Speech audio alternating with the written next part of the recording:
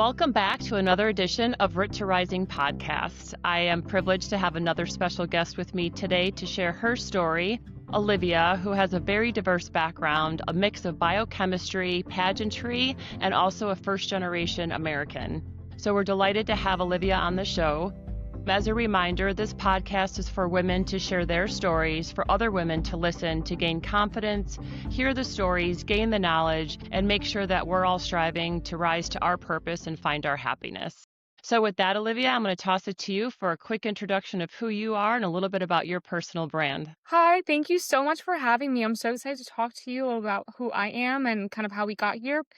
As you mentioned, when I kind of think about who I am and what my personal brand is, it sort of does boil down to this really interesting dynamic between professional and academic life and then kind of femininity and womanhood. So to me, it's really like my life is really about kind of balancing those two because I think up until this point, they've really sort of worked in opposition from each other.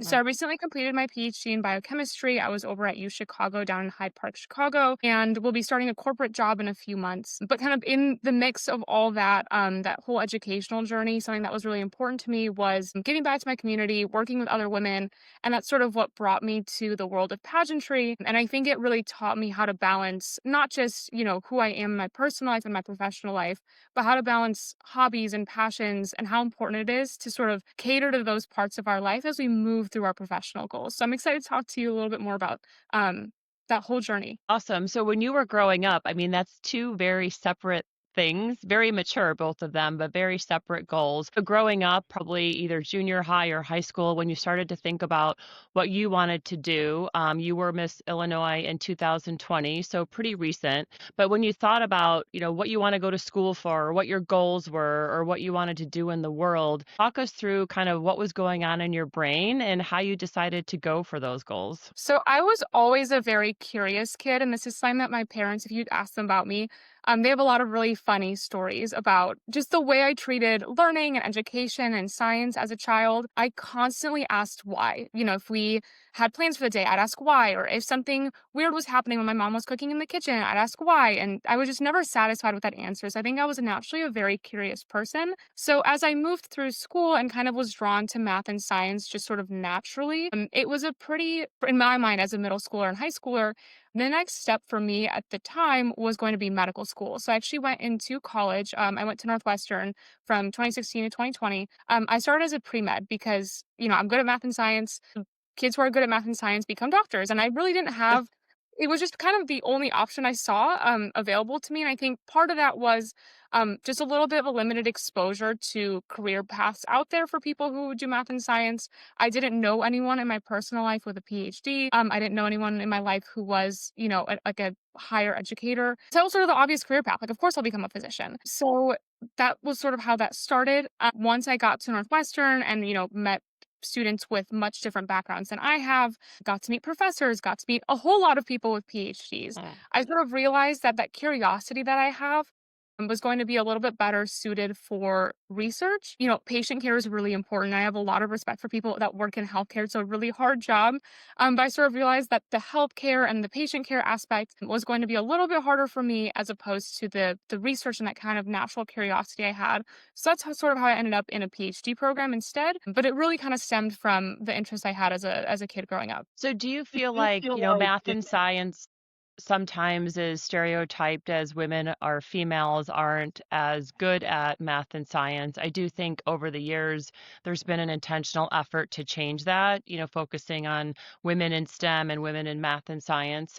But were there any barriers or obstacles that you had to overcome being a female wanting to move forward in a, math and science medical focus? So I think something that I noticed, and I do agree, I think in the last few decades, we've done a lot better at one kind of pushing and encouraging women to pursue those fields and providing them with the mentorship and the resources that they need in order to thrive in those environments. That being said, there are still fields where it very much is more imbalanced, computer science or different types of engineering are still much more male heavy. That being said, I worked for a male professor throughout my PhD. He was wonderful. I had a wonderful boss. But most of my lab mates were guys.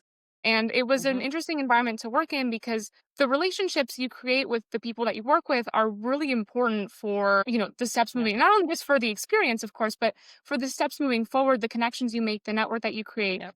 is so valuable. And the type of relationship you'll form with a coworker when you can chat about things outside of or things Right. outside of work and the things that you're doing in your personal life, it's very different. It creates a very different dynamic. So, a lot of my lab mates had a very kind of close personal relationship because they did things together on weekends and they hung out. And I was sort of Mm. the odd one out because I just didn't resonate with them on that personal level because I was a girl.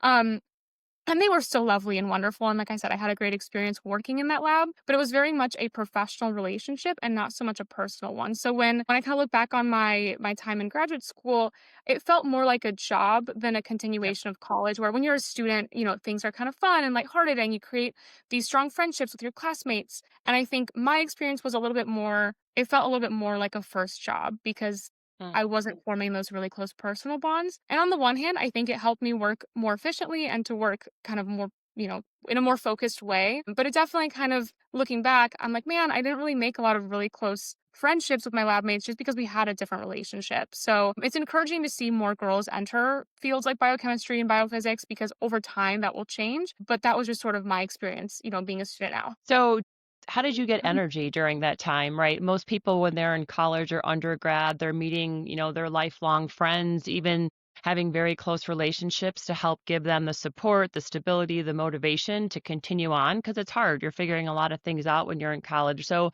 how did you get your motivation, or who did you go to, or what did you do to make sure that you stayed on track with your goals? And because you said you treated it like a job, which is very challenging for someone at that age. So I think there were a few things. One was just sort of taking care of myself. Then this was a lot of trial and error. And when I started graduate school, it was 2020. I was preparing for Miss USA at the same time. So there was a lot going on at the beginning. So Because there you was had nothing else to do, you just decided to throw that in? If you were super bored and you're like, "Hey, let's go and try to be Miss Illinois." 2020 was quite the year. In just on a global scale, on a personal level, it was a year I'll never forget. So one was just sort of developing a really good kind of system and routine for how I take care of myself. So I found, um, you know, like forms of exercise that I actually enjoy. Obviously, again, 2020 was a little funky. Things weren't Yeah. open. I eventually travel became a big one. Just finding things that filled my cup that weren't at all related to graduate school. That were just sort of things I did for myself that made me feel good and gave me energy that I could then pour back into my work and other people and all that jazz. The other thing was just getting involved with extracurriculars, both on Mhm. campus and kind of just things in Chicago. I'm in a big city, so I'm very lucky that there's a lot to do just here in Chicago naturally. So just finding ways to spend time and meet people with similar educational backgrounds, not with similar educational backgrounds, and just forming relationships that were completely unrelated again to my specific job. And then I also did lean a lot on my boss. Like I mean, even though he was a male PI, he actually had a daughter my age that was getting a Mm, PhD in psychology over in Minnesota. So I do think kind of from a personal standpoint, he really very understood cool. what I was going through as a PhD student. He very much kind of resonated with that experience through, I think, his family life. And I think he did a really good job being a mentor that catered to not just the work that a student was doing, but the personal life that kind of existed underneath all that work. So I was very fortunate to have a good boss and definitely, I didn't take that for granted and I very much leaned on him too. So, it's interesting because 'cause I've heard through a lot of my podcasts, if I ask people what they wish they would have done differently, or in another way, they tell me they benefited from putting themselves out there and networking and meeting new people and joining new groups, or they wish they would have done more. So what advice would you give if you make it sound very easy because you're, very confident female and woman, and it sounds like you always have been. But how does someone that maybe doesn't know how to go out there and network or join the group, or they're fearful that for whatever reason they'll fail, that people won't like them? What advice would you give them to either find the confidence or find the courage to take that step to join something or to do something and meet new people? I mean, it is really scary. I still sort of toy with the idea of whether I'm an extrovert or an introvert because I I feel like I exhibit behaviors of both, where sometimes once I'm in a situation where I'm comfortable, I think I definitely am extroverted and I love talking to people and I love making new friends. But sometimes that first step is the hardest. And I think that's where I find a little bit of fear and a little bit of Mm, hesitation because that first step is always going to be the hardest. So I think the piece of advice that I would have to actually answer the question um, is to do less, but do it with intentionality. So it's not about joining 1,000 mm, clubs all at once or going to 1,000 networking events all at once. It's about going to the ones that you think are going to make an impact on your life, on your goals. So don't, I think sometimes we are so prone to spreading ourselves so thin and saying yes to mm, everything. And then by the time you get, you start getting closer and closer to that really, really busy week, and you're like, oh man, what did I do? Like, why did I agree to all these things? yeah, And I think you kind of burn yourself out before you even have a chance to actually make the first step. Like it's Sunday night and you're already tired. So I think being intentional about the things that you say yes to, really building excitement for yourself because this is the opportunity that you've created for yourself to put yourself out there, and being a little bit more selective with your time, I think allows you to keep that yeah. pattern going and you kind of get those reps in, because you're doing them little by little. So I think that's a piece of advice that I wish Yeah. I had had heard early on in grad school. I actually love that. Do less, but do it more intentionally. I agree with you. I think, especially females, I feel like we have to be everything to everyone all the time. So we're afraid to say no, to be seen as someone that potentially may not have the skill set to do it, or we don't want to do it. So that's great advice. So with that, if you go back to you're bored getting your, biochemistry undergrad. So why did you decide like, hey, I think it's a great idea if I run for Miss Illinois? And was this something that you always had in the back of your mind? Because usually from my understanding is it builds, like you're in that when you're younger and you build and build that skill set and you are in many pageants to get to that level. So maybe walk us through what decisions you made and why you wanted to take on another challenge in a already very challenging undergrad degree. So I actually was also Miss Illinois Teen USA in 2016. So they actually run really Congrats. parallels. Thank you. Because it Congrats. was the senior year of high school when I competed for Okay. Miss Illinois Teen USA. And so I competed in 2015, but it was for the 2016 title. It's just the way the dates and the years shake out. Mhm. But essentially, I held the title of Miss Illinois Teen USA throughout my senior year of high school. And then right before starting Wow. college, I passed it on to the next girl. And that really came from just sort of doing something on a whim. I mean, it was actually kind of very out of character for me, if I'm being honest, especially as a Hmm. high schooler. I was very regimented. I had everything planned out to a T. I didn't really just jump into things for fun without thinking very long and hard about it Mhm. first. But I was a competitive dancer for much of high school, and I knew I wouldn't be competing my senior year.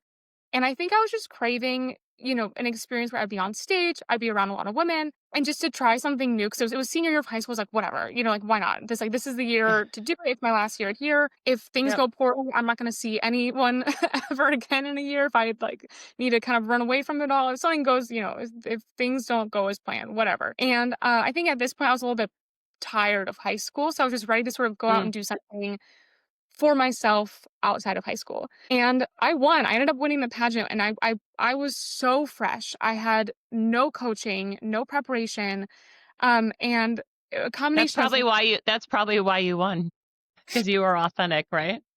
I think I just must have really gone out there and, I was a good interviewer. I was a pretty smart, like I was a mature kid for my age. I'm the oldest sibling of four. So I think it just kind of comes with the territory being Yep. the oldest sister. So I won and it was the craziest thing. Truly, I was like, oh my gosh, what did I now what? Now I won this thing. Now what What do I do? now what? So, and I loved it. I loved my experience as Miss Illinois Teen USA. I was doing so many like local volunteering efforts. It was just so much fun. I would recommend it to anyone who's in high school. It is just such a fun thing to do. But I kind of knew once the year was over, I was like, man, now that I sort of know what this all looks like, I Yeah. would love to have one more chance to sort of do things, not even the right way, but just sort of my way. Now that I sort of Yep. know the potential is for this experience. So I knew that I would want to compete, older as a, later on in life. And I did it senior year of college, sort of knowing that most people don't win the Miss USA, kind of like the older title on their first try.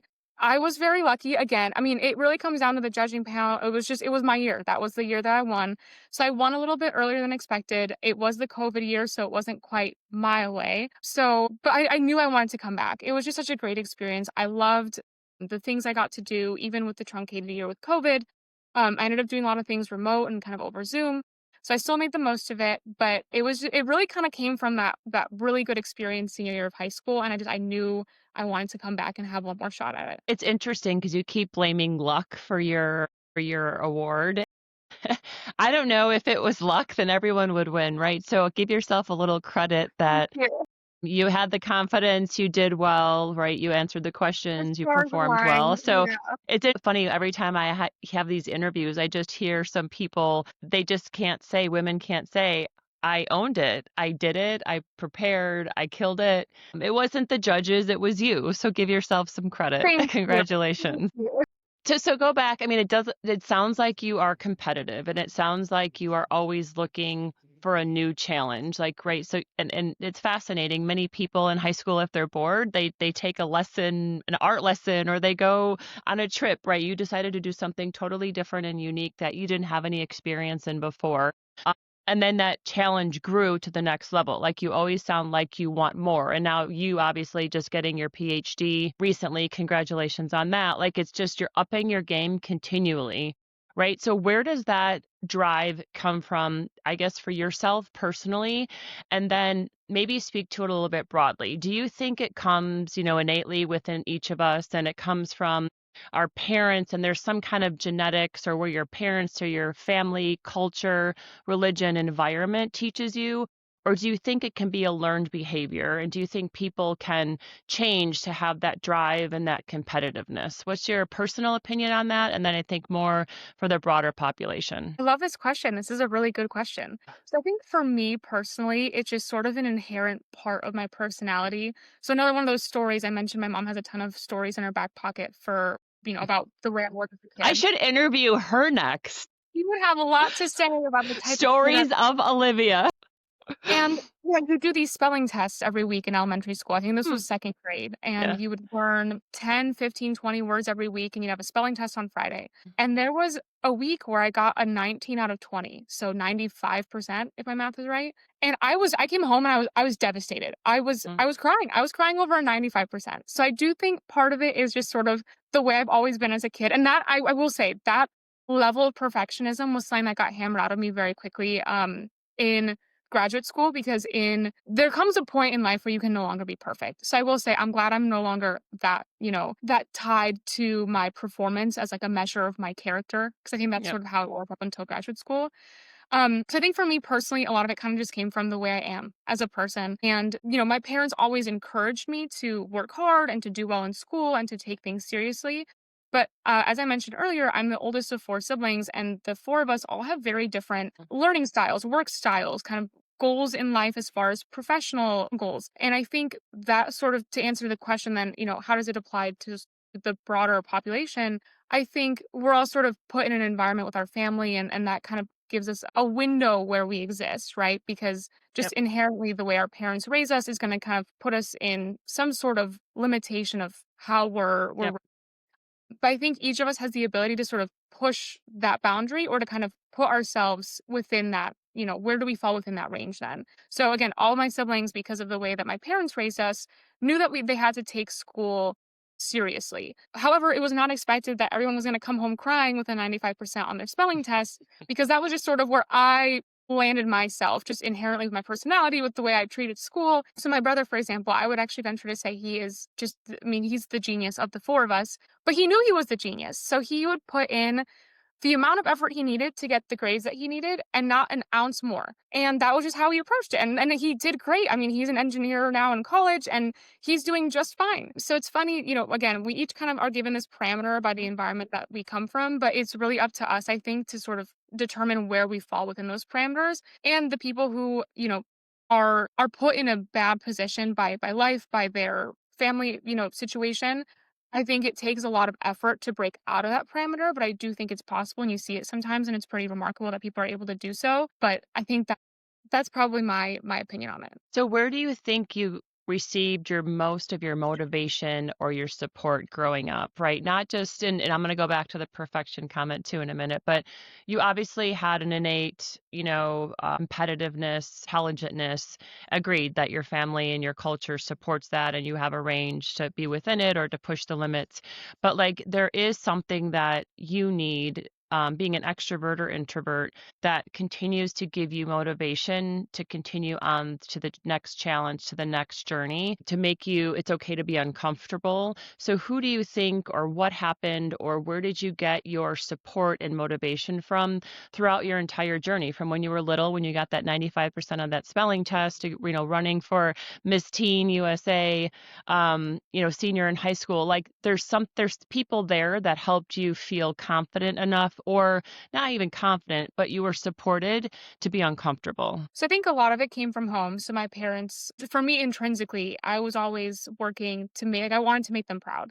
And I think a lot of that comes with, I'm just being a child, but, knowing that they were immigrants, I think that sort of upped the game for Mhm. me personally, because I knew how hard their life was kind of going growing up, yes, but also just moving across the world essentially and starting a new life in the United States. And how could I possibly not put myself like in the best position possible so that my life doesn't have to be that difficult one day? And that's a Mm, big that's a big concept for a fifth grader to wrap their heads around. So I think the older I got, the more I appreciated just really how big of a sacrifice they had made. But even as a younger child, I was like, wow, like mom and dad worked so hard for me to be here today. I'm gonna work hard too. So it's kind of like the simple version. Then as you get older, you kind of appreciate the nuance behind it. And I think that always sticks with you. And even now I'm married, I'm no longer living at home. Still in the back of my mind, there's that motivation of I want my life to be easier than theirs was. Forever, I want my kids' lives to be easier. Like, you just kind of you realize that you're so lucky to be in a position that you are in, and you kind of want to pay it forward by doing what you can to take advantage of like the life I was put into. yeah. And then I honestly had a lot of really wonderful teachers growing up. I think that was a big part of it too. Not every teacher was my absolute favorite, but there were enough teachers that were so fantastic and were just so wonderful and that I really gelled with through middle school and through high school, that I felt like learning was so much fun for me. Like I loved going to their classes. They taught their Mhm. classes so well. And being a teacher is such a hard job. So I feel very lucky that I got teachers that not only loved their job, but they were good at their job. I had good classmates. And, I wonder now how different things, I haven't, it's been a year since I've been in elementary school. I wonder what it's like now, just with how I think people are just different now. Yeah. So I still believe that there are teachers that are out there that are making that kind of an impact, but I hope it's not as it feels like it'd be harder these days just with like the type of access that I kids agree. have to technology and whatnot. So yeah, I think it's really those two. Thanks for sharing that. And your parents were from Poland, correct? Yes. So they both grew up in Poland and they actually met in Chicago. So they met Oh, once they had both immigrated oh, separately there. into the United States. So I do think, and this is probably a generation that is no longer, as evident as it was probably when we were growing up. But I'm a first generation American also. My parents were born in Germany. So I do think that there's a level of you want to make sure, all that they did to get here. You're making it well worth their while, right? And there's this sense of obligation for them. But do you think that part of that you did individually for you too? And the reason I'm asking that question is because if that, you're not a first generation American and you have women today, how do they find their motivation and like for themselves individually? Like, and not everyone has to be a biochemist, right? Not everyone Totally. has to be Miss Illinois. There's different levels and definitions of success and happiness for each person. But what would be something you would communicate or advice you'd give for someone, a female, to dig deep individually and to really say, push yourself, evolve as much as you can, be uncomfortable, be whoever you want to be without having to stay in these religious, cultural, anything that's forming them to meet these expectations that are most of the time not theirs individually. So how would you respond to that? That's really important. I'm glad you asked this question. because I think so often we do get a lot of our motivation from external factors, and without the internal motivation, those external factors I think often aren't enough. And when you ask this question, it reminds me of a book that I read that I can't remember the name of, and I'll let you know afterwards, so maybe you can add it Okay. to Yeah, somewhere. for sure. It's one of those self-help books, and if you really boil it down, the bottom line is for long-term happiness, the thing that is your job should be something that you're good at, and if you choose to work in areas that you are naturally good at, you will eventually kind of find happiness in that job or in that environment. And that's really kind of boiling it down to like a very, very simple level. But the way I sort of treated it is, I mentioned earlier, I was kind of naturally drawn to math and science. Like I was just, those subjects came a little bit easier to me than reading and writing. So rather than, when I was thinking about careers, I went towards something that kind of built on those natural skill sets. And yes, I pushed myself within that skill set. And yes, I found ways to challenge myself when I was already in that environment. But I'm always in life, I'm kind of working in baby steps. I'm pushing myself in baby steps. I'm not, once in a while you'll jump off a cliff and you'll do something crazy, like compete in a pageant for the first time. But even that, I was used to being on stage. I was used to doing my own hair and makeup for dance. So there was always sort of that connection to something I had done previously where I was taking kind of steps at a time away from what was my comfort zone. So being out of your comfort zone and chasing your goals and chasing your aspirations doesn't always mean like fleeing your bubble altogether and having no sense of comfort at all. Sometimes that just means like pushing the bubble to make it a little bit bigger. And then, maybe it'll pop the first time, but then you do it again and eventually you'll be able to get a bigger bubble and a bigger bubble. And I think for me, what I recommend to women, regardless of what fields they're interested in, is working in those baby steps and finding areas that you naturally kind of thrive in and naturally find yourself excelling in, and just using that to sort of guide where your next baby step is going to be. Because I think it is so much easier to enjoy something and Yeah. so much easier to feel good about the work you're doing when you're like, oh, I'm really good at this. Like it builds so much confidence. And then that confidence allows you to once in a while jump off that cliff and try something crazy. And, whether you succeed or whether you fail, you feel good that you made that leap because you have so much confidence built up in the areas that you're a little bit more comfortable in. So I think that's sort of a very philosophical kind of wishy-washy way to think about it. But I kind of to boil it down, taking baby steps off of the skills that you already have and the things that you're naturally good at will allow you to build the confidence to try the things that you're not very good at. Yeah, I agree 100%. I love the push your bubble comment. I think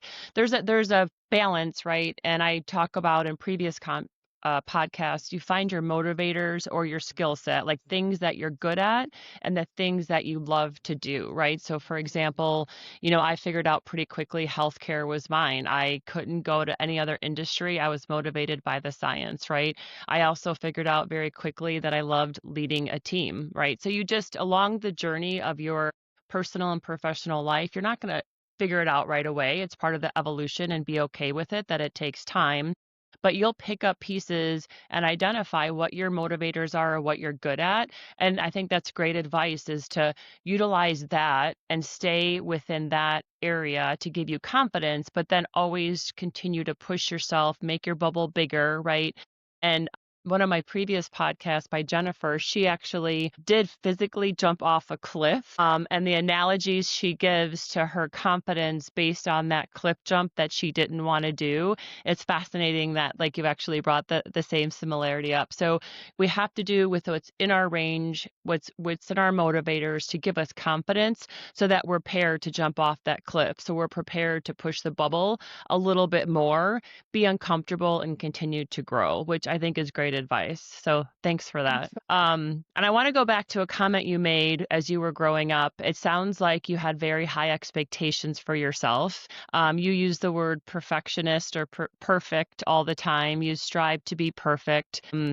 I do think my opinion is there is no perfect, right? There's no one definition. You have to find your own definition. And perfect may be just that confidence to evolve and to feel comfortable and growing into your own skin. But talk to me a little bit, because I do think there's more competitiveness nowadays for this generation, maybe graduating high school, even college. I mean, if you think of all the expectations that the universities have. You have to be in many different groups. You have to have internships throughout your college career. You have to have a significant high GPA. Like, it's not 4.0 anymore, it's 5.0, right? You have to have all these accolades just to get into the school. And I do think that there's such a competitive nature for these kids, which is not bad to be competitive, but are we to the point where it's like too much, where people are just so competitive and they're not realizing to focus on the goal that's right for them, right? And then you have social media layered upon that to say not only do they have to compete to get into a school that they think they're going to get the best career, but now you're comparing yourself to everyone else on social media, how many likes you have, likes you don't have, people that are bashing you on the internet or not, right? So, talk about when you grew up, like what perfection or perfect ideas did you have for yourself, and how did that evolve as you got older, and how did you evolve? Because we want to communicate to women, you can't strive for this universal perfect. You have to strive for your own individual perfect. So maybe talk us through kind of your evolution of that. Yeah, I love that you bring up the expectations that younger generations are facing now. I see this a lot with my younger siblings. It feels like Mm, it just gets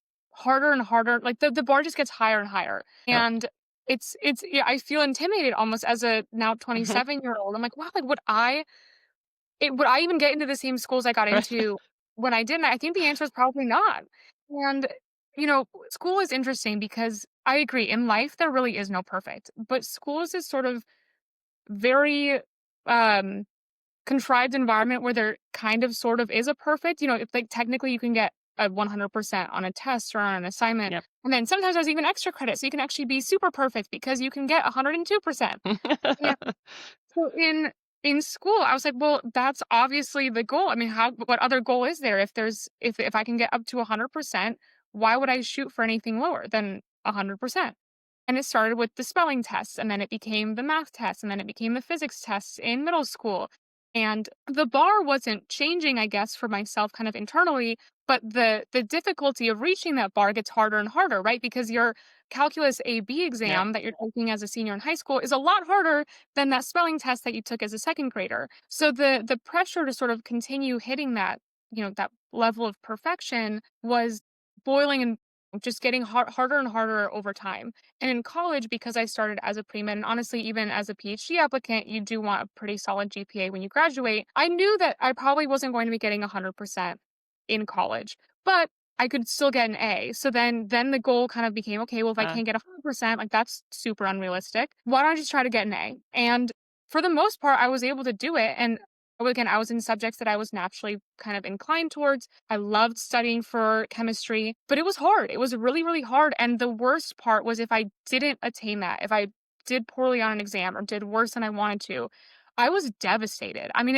it became almost impossible to emotionally wrangle with, okay, what if I fail? What if I get a B? What if I get a C in a class? God forbid I fail a class. I mean, how am I going to handle this? And I just never learned as a child to deal with failure. And the first time I remember, you mm, start getting the classes in college that are graded on a curve. So you get your raw score back, and it's like, it feels like you've been punched in the chest yeah. because all of a sudden you see a 42%. You're like, oh my gosh, how could I do this? Like, how did I allow myself to get less than Yeah. half of the answers right? And that was sort of the first warning sign of, hey, this is not a sustainable way to look at life because I just felt like I was gut punched every single time that I quote Mm, unquote underperformed in college. But, I made my way through. I studied harder. I got the grades that I needed. And then I got to graduate school where in a science PhD, you're essentially creating a research project, doing a lot of experiments. And there's just no way to go through a PhD program with 100% success. Experiments fail all the time. Data just doesn't shake out the way you want to.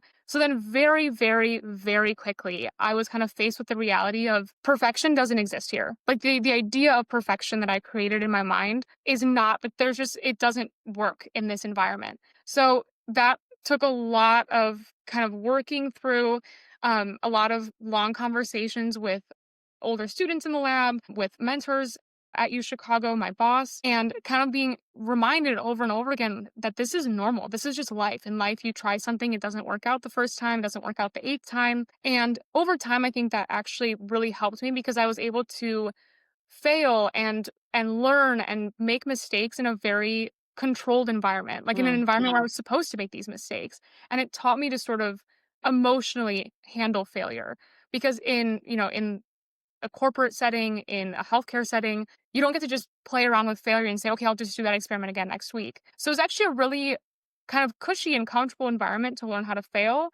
But I wish I had done it sooner. I wish I had allowed Mm, myself to fail in college or in high school. I wish I allowed myself to try a sport I wasn't very good at and be bad at it because I was always putting myself in situations up until mm, graduate school where I knew that I would have a very good chance of excelling and succeeding up to Got it. my unrealistic standard.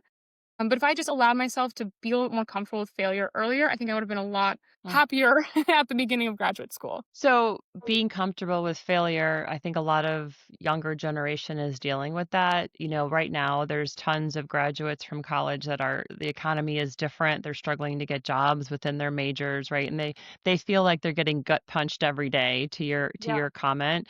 So, either share with us what you did when you got a gut punch, right? Cuz all of us knows what that feels like when you have tried your hardest at something and you just miss the mark. Like it's the worst feeling in the world. You have little value. You feel like, there's a 1,000-pound rock on your back and you don't know how to get up from that failure. So maybe talk through what you personally did to overcome that gut punch and what advice you would give to the younger generation, male or female, to be honest, and to share like what they should be doing in today's world to overcome the gut punch. So this is I hope this answer makes sense over audio, but I actually one of the therapists I had early on in grad school, her name was Karen, she was wonderful, taught me this exercise called catastrophizing. And I think a lot of people tend to catastrophize kind of in their own mind when they're stressed or anxious or feel like they failed.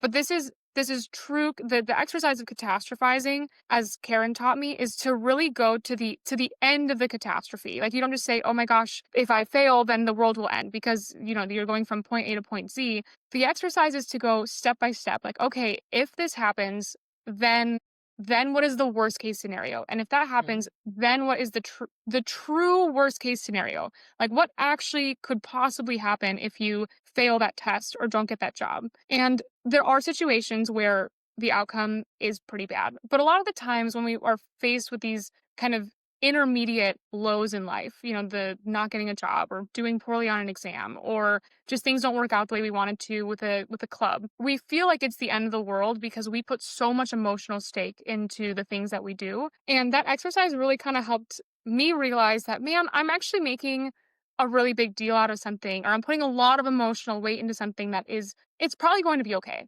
And it's even funnier if you say it out loud or if you write it down. I think that's the big thing. It's sometimes when we mm. when we think through situations in our mind, it's like Scrabble up there. There's just no cohesiveness when we're stressed or when we're upset. But when you start writing things down and when you start verbalizing through situations, I really think just from an emotional regulation standpoint, that gets you back down to say, okay, this is what the situation is. How am I going to take the next step? And I honestly the situation that kids are dealing with today with trying to get their jobs out of college, MBA grads are dealing with the same thing. It's something that I don't even know what I would do if I was in their situation. Right. And I think the piece of advice that I have for people is to try to separate your personal value, the way you see yourself and your self-worth away from your professional success because this sort of temporary situation where you can't find a job or you're not getting the internship that you wanted is not a reflection of your personal value. It seems like a reflection of the situation that kids are faced with right now. And I can't even imagine how frustrating and exhausting that must be. And I see, like I said, I have younger siblings in school and I see them kind of going through the struggles of that too. And it's tough. It is not an easy world to be a young adult in right now. Do you think women catastrophize more than men? I think we do. I've always said this to my husband. I would love to spend a day inside the Me mind. too. Me too. I would love to know. I think it's pretty simple, to be honest. I think I and nature, nurture, like there you could have this whole Yeah. conversation Yeah, yeah, about yeah, like yeah.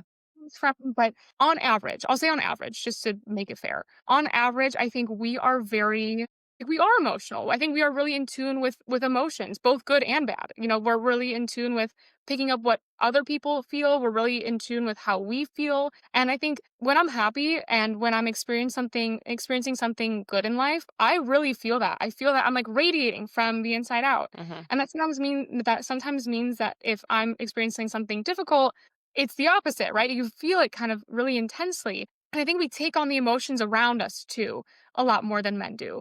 So I think that I see for sure. I mean, I remember when the shutdown happened, I was like, oh my gosh, I felt that emotional weight a lot more than my husband did, a lot more than my brother did. So I think men have a way of kind of allowing things to wash over more easily on average than we do, which can be good in some situations, can be extraordinarily frustrating in others. But yeah, I would love to spend the day. It's like Freaky Friday. I'd love to Freaky Friday with Yeah, like my exactly. see what that's like.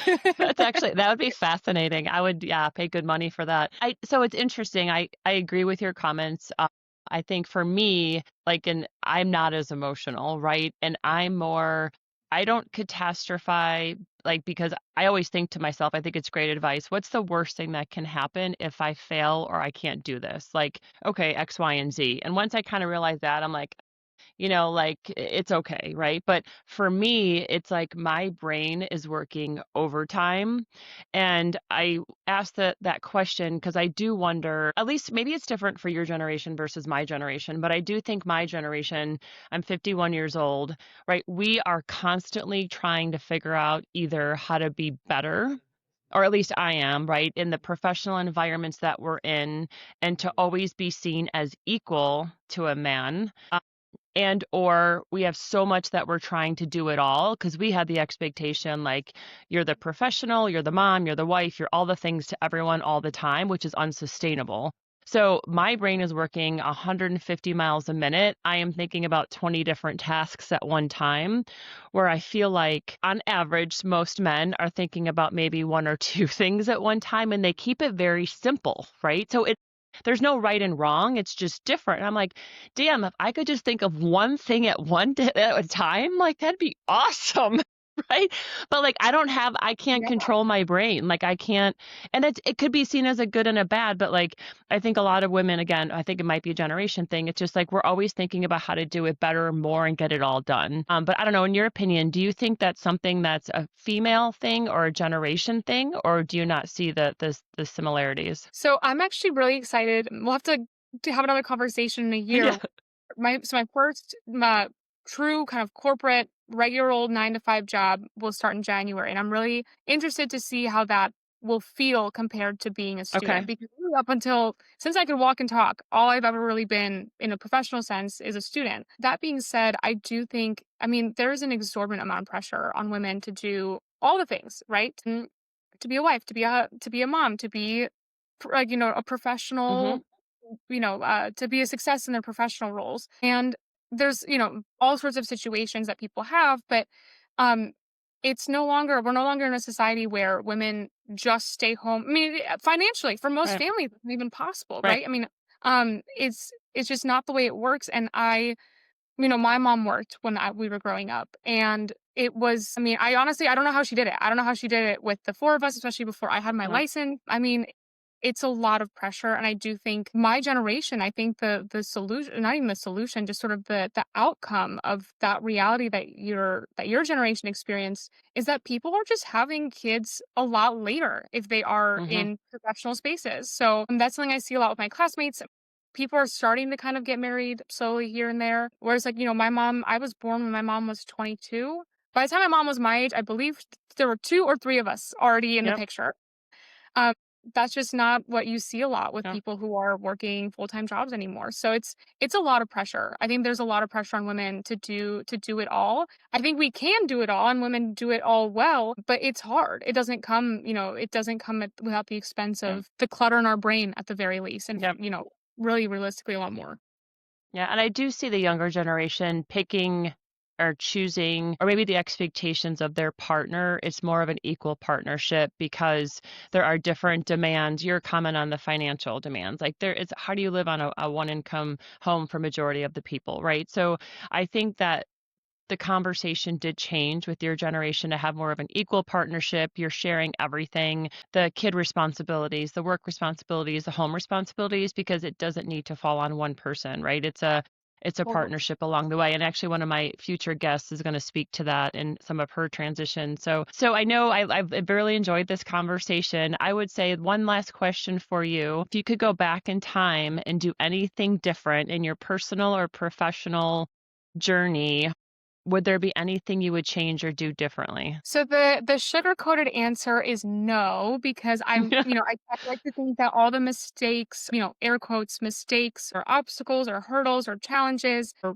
redirections, misdirections, that they all somehow were, necessary to kind of put me where I am today. There were definitely moments of my academic and professional journey that I enjoyed more and less than others, but I'm really happy with where things have landed now. That being said, I did touch on this a little bit earlier. I wish I allowed myself to just relax and fail a little bit Yeah. more earlier on. That was a pretty hard lesson to learn, having already gone through college and being 22 at the time, I believe. It's a pretty big thing to learn when you're 22 and finally taking the training wheels off of failure. So I think I'm going to double down on. I wish I just allowed myself to play a little bit more in Yep. college. College is a great time to play. And if someone is listening to this that is well past college and hasn't given themselves a chance to play, I think there are a lot of safe environments to play. I think back to, I'm not naturally an athletic person. That is sort of my Achilles heel. If I were to kind of allow myself to play today as an adult, I think I would go join a women's rec league in volleyball and go be bad at a sport and just kind of allow yourself to do things that you're not good at and to make it be fun. So I think that's one thing I wish I did a little bit sooner. But I think better late than never. Although you did competitive dance, and I would argue that's a sport. The less equipment, the happier I am. That's sort of my anything with like a That's ball and awesome. stick, I'm out.